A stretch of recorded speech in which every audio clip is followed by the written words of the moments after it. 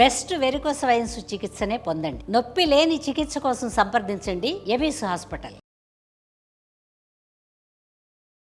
నమస్కారం. కార్తీక పురాణం 22వ రోజు పారాయణలోకి వచ్చాం.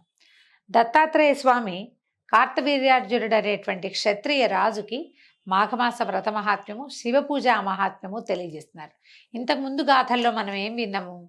మాఘమాసంలో శ్రీమన్నారాయణుని అర్చించాలి అని, అందుకని ప్రత్యక్ష నారాయణ స్వరూపమైన సూర్య ఆరాధన గురించి చెప్పుకున్నాం. దత్తాత్రేయుల వారు ఏం చెప్తారంటే శివారాధన చాలా ముఖ్యమని, తప్పకుండా చేసి తీరాలని చెప్తున్నారు మాఘంలో. మనం కార్తీక పురాణంలో కూడా ఇలాగే రెండు విభిన్నమైన విషయాలు వింటుంటాం. బట్టతల ఇప్పుడు సమస్యే కాదు, ఎటువంటి నొప్పి లేకుండా శ్రీరూప్ కాస్మెటిక్ క్లినిక్ లో హెయిర్ ట్రాన్స్ప్లాంటేషన్. కార్తీక మాసం శివ సంబంధమైన మాసంగా చెప్తూనే దానికి మన దామోదరుడు, మన కార్తీక దామోదర ప్రీత్యర్థం అని చెప్పాలని చెప్పుకుంటాం.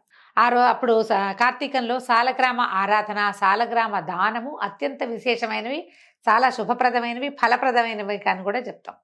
ఈ మాఘంలో ఓ పక్కనేమో నారాయణుణ్ణి అర్చించమంటారు. నారాయణ స్వరూపాలైన నీటి యందు మునగటం కూడా మోక్షదాయకమని చెప్తారు. శివపూజ గురించి తక్కువ చెప్తున్నట్టుగా కనపడుతుంది మనకి, కానీ దత్తాత్రేయుల వారు మాత్రం చాలా స్పష్టంగా శివారాధన ముఖ్యమని చెప్తున్నారు.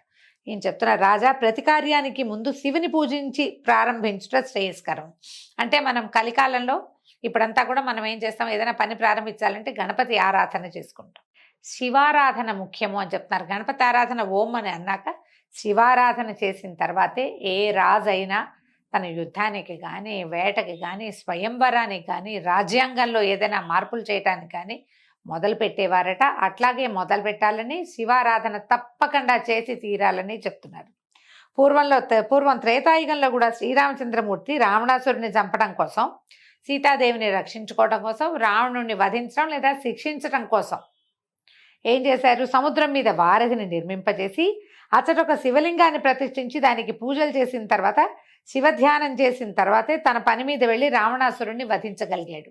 అయితే మనకి రామాయణం ప్రకారం ఈయన ఏదో ఆరాధన చేసేవాళ్ళు, కానీ రాముల వారు ఇలా కనపడదు. ముందే శివ పూజ చేసి వెళ్ళాడు అనేది మనకు తెలీదు, కానీ ఆరాధన మాత్రం తప్పకుండా చేసేవారు. సముద్రుణ్ణి అడిగి ప్రాయోపవేశం చేస్తానని చేసి అతని మీద విల్లు ఎక్కుపెట్టి అతనిని ఒప్పించి ఇది వేశారు, వారధి వేశారు. వేసిన తర్వాత రావణాసురుడిని వధించారు, సీతాదేవిని వెనక్కి తెచ్చుకున్నారు. అయితే రావణాసురుడు జన్మతః బ్రాహ్మణుడు అవటం వల్ల రావణాసురుడే కాదు, రాక్షసుల్లో అందరూ కూడా ఇంచుమించుగా అందరూ కూడా కశ్యప ప్రజాపతి సంతానంగా చెప్పబడతారు. వాళ్ళు కశ్యప ప్రజాపతి అంటే బ్రహ్మ యొక్క కుమారుడు కాబట్టి ప్రజాపతులందరూ కూడా బ్రహ్మ సంతానమే. ప్రజాపతులది ఏంటి, ప్రపంచాన్ని పెంచండి అని చెప్పి వీళ్ళకి ఆజ్ఞిస్తే ఆ రకంగా దేవతలు, రాక్షసులు, దానవులు వీళ్ళందరూ పుట్టారు. కశ్యప ప్రజాపతికి ఉన్నటువంటి భార్యల వల్ల, ఒక్కొక్క భార్య వల్ల ఒక్కొక్క రకం సంతానం లభించింది ఆయనకి. దేవతలు కూడా కశ్యప ప్రజాపతి సంతానమే. అదితి వల్ల ఆదిత్యేయులు అంటే వీళ్ళు అమరులు లభించారు, దేవతలు లభించారు కుమారులుగా. తర్వాత దితి వల్ల దైత్యులు అంటే రాక్షసులు. దితి యొక్క తర్వాత సంతానం వాళ్ళ కుమారుడు, వాళ్ళ కుమారులు, ఇక మనవాళ్ళు పెరుగుతారు కదా. క్రమంగా సంతానం పెరిగి వీళ్ళందరూ కూడా కశ్యప ప్రజాపతి సంతానం అవటం వల్ల బ్రహ్మహత్యాపాతకం తనకు అంటుకుంటుందని రాముల వారు ఏం చేశారు? ఎన్నో శివలింగాల్ని స్థాపించారు. బ్రహ్మహత్యాపాతకాన్ని పోగొట్టుకోవాలంటే శివారాధన అత్యంత ముఖ్యమైనదిగా కార్తవీర్యార్జునుడికి దత్తాత్రేయుల వారు బోధిస్తున్నారు. నువ్వు చేసిన ఏ పాపాన్ని పోగొట్టుకోవాలన్నా శివారాధన చేయాలి. ఏ క్రియలో అయినా మనం జయం సంపాదించాలన్నా కూడా శివారాధన చేయాలి.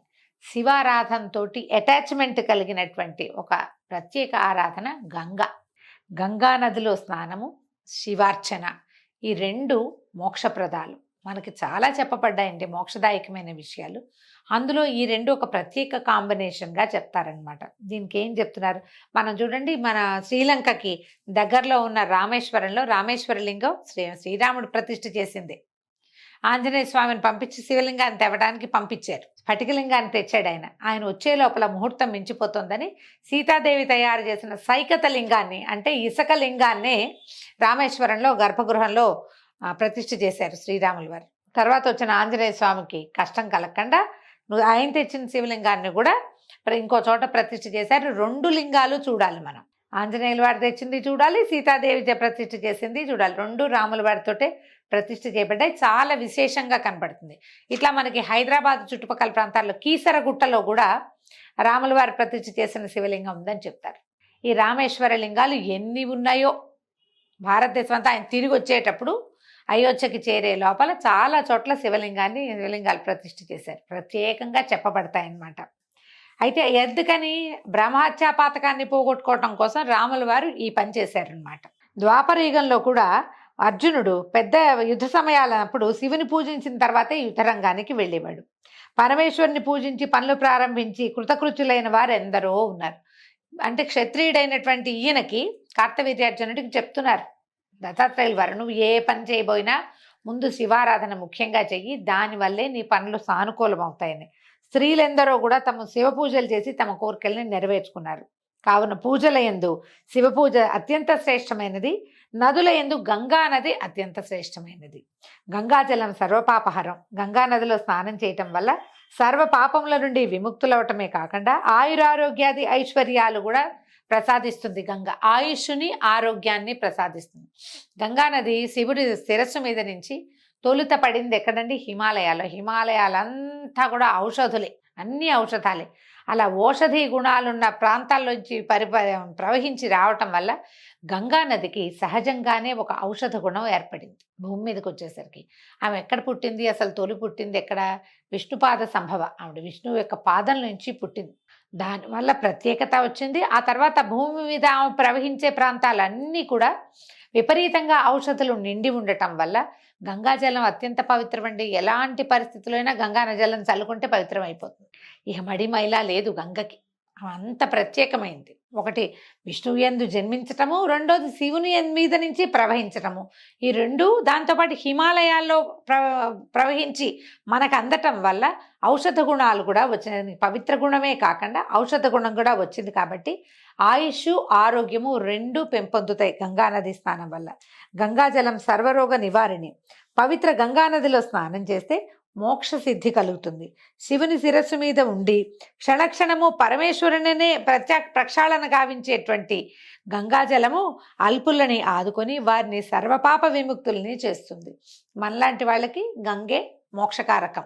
ఆరోగ్య రీత్యా కూడా శాస్త్రపరంగా ఇది నిర్ధారించబడింది.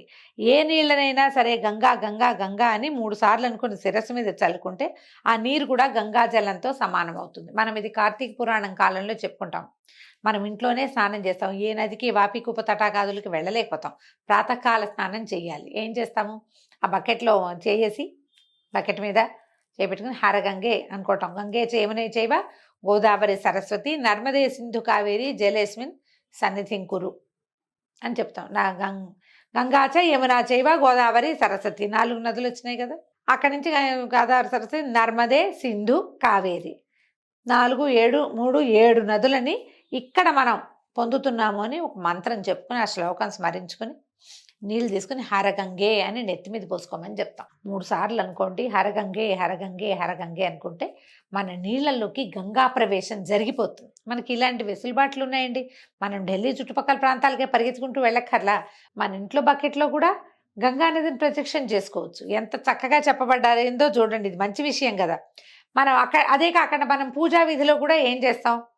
పూజ దగ్గర కూడా కలశాన్ని పెట్టుకుంటాం. ఒకటి కలశానికి గంధ పుష్పాక్షతలు సమర్పిస్తాం. గంధం పెట్టి బొట్టు పెడతాం. అక్షతలు పువ్వులు అక్షంతలు అందులో వేస్తాం. అందులో కూడా గంగే చెవిని చేవే గోదావరి సరస్వతి అని చెప్పుకుని ఆయాంతు ఏ గణేష పూజార్థమో శివ పూజార్థం దురితక్షయకారకలమాలే అయినటువంటి నదీ జలాలు ఇందులోకి ప్రవేశించుగా కానీ కలశోదకంలోకి గంగని ఆహ్వానిస్తాం. గంగతో పాటు 7 పుణ్య నదుల్ని అక్కడికి పిలుచుకుంటాం. మన ఇంట్లో కనుక గంగాజలంవి ఈ కాశీ నుంచి తెచ్చిన చిన్న చెంబులు ఉన్నాయనుకోండి, ఒక్క చుక్క గంగాజలం అందులో వేసుకోవచ్చు. మనం ఎవరినో ముట్టుకోనుకోవడానికి వాళ్ళని ముట్టుకున్నాం, వాళ్ళు ఎవరో మన ఇంటికి వచ్చారు, మైల కలిసిపోయింది, పురుడు కలిసిపోయింది, పక్షిని కలిసిపోయింది, రకరకాల అనుమానాలు. ఇల్లు పవిత్రం చేసుకోవాలంటే ఏం చేయాలి?